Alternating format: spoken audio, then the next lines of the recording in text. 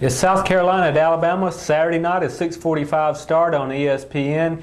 Kent, Alabama, still undefeated, of course, playing very well. Came off a big win over at Ole Miss last Saturday, and this will be another challenge for them. We're talking about South Carolina, a team that is 5-1. They're ranked, and people maybe not giving them a lot of credit, but with Steve Spurrier and a pretty good defense, you never know. That's right, John. It's been a quiet South Carolina start. Like you said, 5-1. That one loss was 4 points at Georgia. So they are potent, at least. Stephen Garcia, the quarterback, he's an up-and-down type quarterback. If he has a good game, he can be really good. If you pressure him, in which Alabama I'm sure will, he can struggle. But here's a guy who can get the ball down the field if allowed. That's exactly right. And again, Stephen Garcia is the very epitome of how it's a lot easier to throw the ball when you want to than throw the ball when you have to. If he's looking at 3rd and long, it could be a long Saturday night. However, if they can establish some threat of a run, keep Bama at least from pinning its ears back and just taking off, he can be effective too.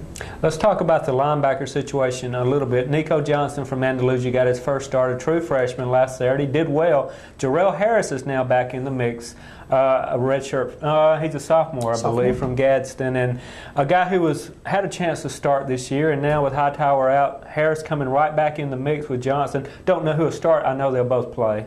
I think they will. I think Nico did very well in those run downs in their base 3-4 defense. And when Dante Hightower, who is obviously the injured inside linebacker, when he would move into a passing type situation, I think that is more likely the situation for Jarrell Harris. Very gifted athlete and has been in the system just a year longer than Nico, of course.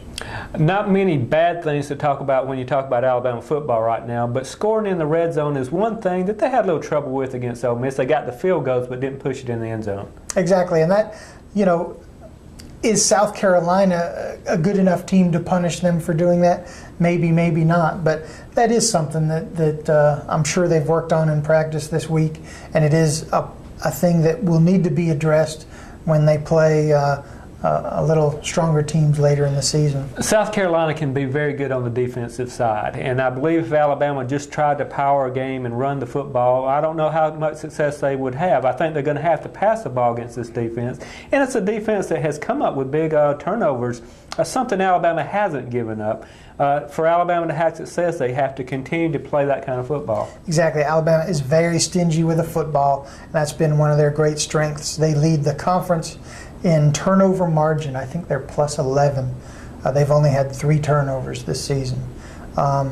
They are, like I said, they're very stingy with it, but they will be facing a very good edge rusher. Eric Norwood is probably the best single defensive player they've seen this year. Greg Hardy, obviously outstanding at Ole Miss, but he's battled injuries, and he isn't certainly what the Rebels were hoping, that he would be just through injuries. Norwood is an absolutely healthy Greg Hardy, maybe a little bit undersized compared to Hardy, but that kind of wreaking havoc type player from the edge. It ought to be an interesting game. South Carolina at Alabama. It will be Saturday night, 6:45.